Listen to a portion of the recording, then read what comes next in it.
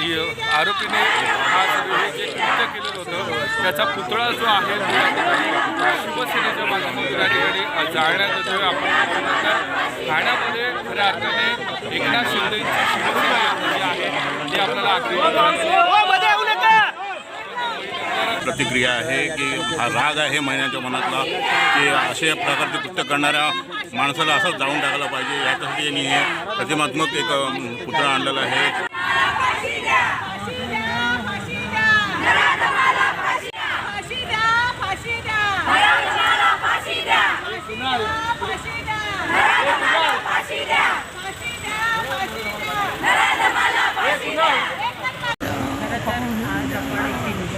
काढलेल्या आणि 4 वर्षापूर्वी कुठं चाललंय मेरा तू बंद केर दिया त्या निषेधार्थ आज आंदोलन शिवसेना ठाण्याच्या वतीने महिला आघाडीच्या नगरसेवकांच्या वतीने करण्यात आलेलं आहे।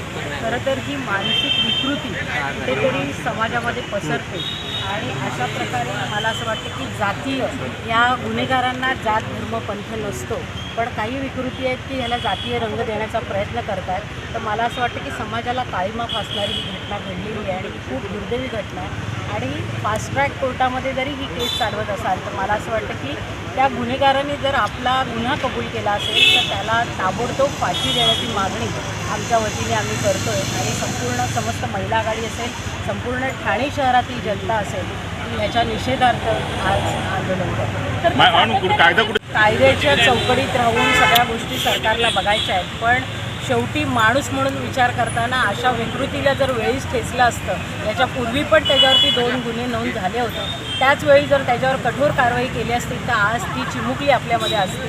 मला असं वाटतं वयाची मर्यादा न बाळगता अशा प्रकारची विकृती समाजामध्ये पसरते आणि ती कुठेतरी थांबवली पाहिजे। आज देखील आम्ही ऐकलं की एका आजोबांनी आपल्या नातवावरती पण अशा प्रकारचं कृत्य करण्याचा प्रयत्न केलेला आहे। तर ही मानसिकता ही बळावते का? तर कायदा आपला कठोर नाही आहे आणि कायद्याच्या चौकटीत राहून आपण काम करण्याचा प्रयत्न करतो आहे। तर मला असं वाटतं की कायद्याच्या उपर जाऊन अशा प्रकारे ज्यावेळी बदलापूरची घटना घडली आणि त्यावेळी इन्स्टंट त्याच्यावरती कारवाई केली, अशी जर कारवाई मला असं वाटतं की ह्या विकृतीवर पण जर केली तर समाजात एक वचक बसेल आणि ह्याच्या पुढे तरी किमान मला असं वाटतं ह्या घटनांवरती रोख आणण्यास आपण यशस्वी होतो। मॅडम, तो जो नराधम होता त्याच्या पत्नीने देखील मागणी केलेली आहे, शिंदे साहेबांकडे मागणी केलेली आहे।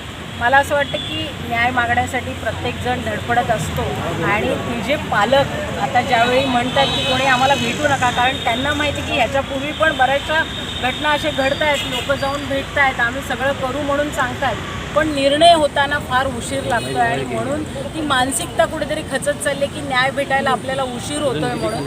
आणि तो लवकरात लवकर जर साधायचा असेल तर मला असं वाटतं की ज्यावेळी त्याला अरेस्ट केली त्यावेळी त्याने जर कबुली जबाब दिला असेल तर तो कबुली जबाब ग्राह्य धरून लगेच त्याच्यावरती जर कारवाई झाली तरच मला असं वाटतं की समाजात ही पसरलेली मानसिकता रोखण्यात आपण कुठेतरी यशस्वी। मॅडम, खरं तर नसरापूर येथे जी घटना घडली आहे 4 वर्षीच्या चिमुकलीवर, अत्यंत दैनंदिन अशी ही घटना आहे आणि मला वाटतं या समाजाला काळीमा फासणारी ही घटना आहे। 4 वर्षाच्या मुलीवरती अत्याचार झाला आहे। मला वाटतं चिमुकलीपासून ज्येष्ठ महिलांपर्यंत हे अत्याचार आपल्या समाजामध्ये घडताना आपल्याला दिसत आहेत आणि याचा कुठेतरी कायद्याने व्यवस्थित नियोजन केलं पाहिजे आणि न्याय त्या कुटुंबाला दिला गेला पाहिजे।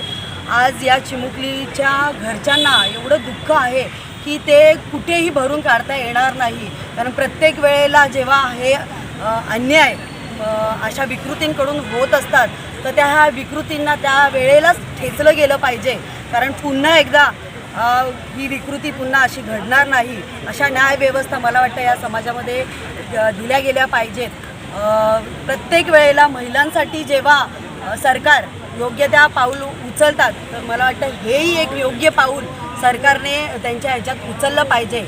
बदलापूरमध्ये जेव्हा घटना घडली होती त्यावेळेला मला वाटतं आपले उपमुख्यमंत्री साहेब हे मुख्यमंत्री होते आणि त्यावेळेला त्यांनी जो निर्णय एकदम झटकेपट दिला होता तशाच प्रकारचा निर्णय आताही या वेळेला झालाच पाहिजे आणि याच वेळेला नाही याच्या पुढेही हा निर्णय अशाच पद्धतीने चालू होईल असं या सगळ्या गोष्टीला मी जाहीर निषेध करते. शिवसेना पक्ष आणि कुठलाही पक्ष नाही, मला असं वाटतं की सर्व पक्ष लोक आणि सर्व समाज याला मिळून याला प्रतिसाद दिला पाहिजे आणि हा न्याय झालाच पाहिजे. तसेच शिवसेनेच्या सर्वच महिला कार्यकर्ता आणि शिवसेनेच्या सर्व संघटना ज्या आहेत त्या ह्यामध्ये आपल्याला एकवटलेल्या पाहायला मिळतात. काल परवा